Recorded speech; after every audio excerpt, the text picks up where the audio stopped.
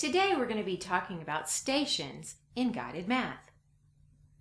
What do we do with the other kids while we're working in small groups? You might be thinking you have to make 10 different stations and change them each week.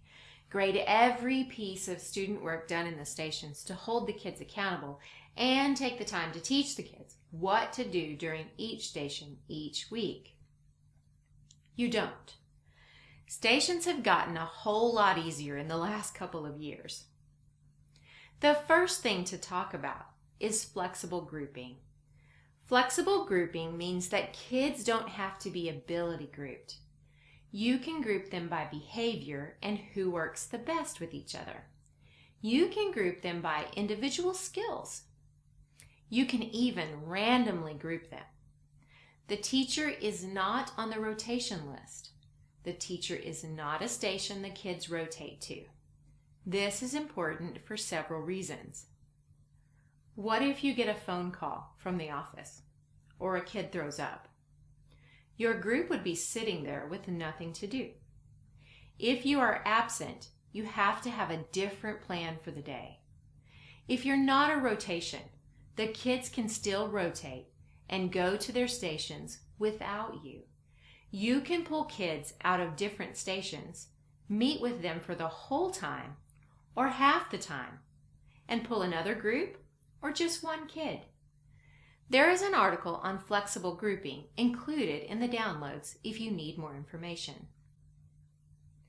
The next thing to think about is the number of stations you have. Make them generic.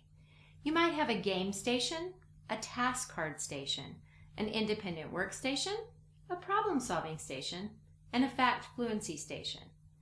These stations never change. The rules for the station never change. The procedures for the stations never change.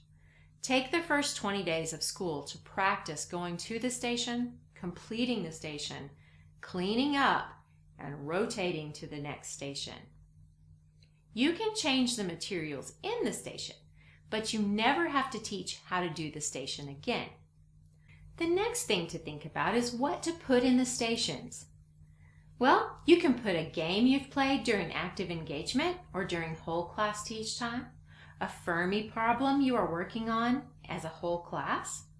You can put task cards for the previous or the current unit, vocabulary practice from previous units or the current unit, computation practice, anything that the students need to work on that is not busy work.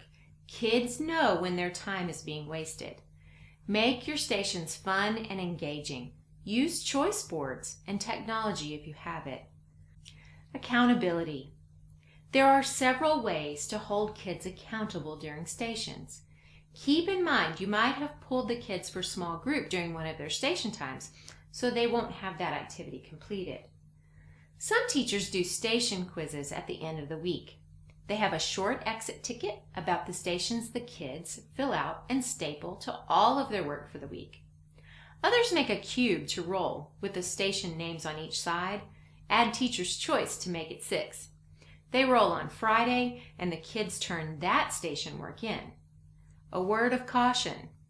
If the kids know you are making them turn all of their work in for a completion grade, you will have to grade it to make sure they are doing the work and not just handing in junk. I use a variety of exit tickets and roll of the dice to have students turn work in. I grade it.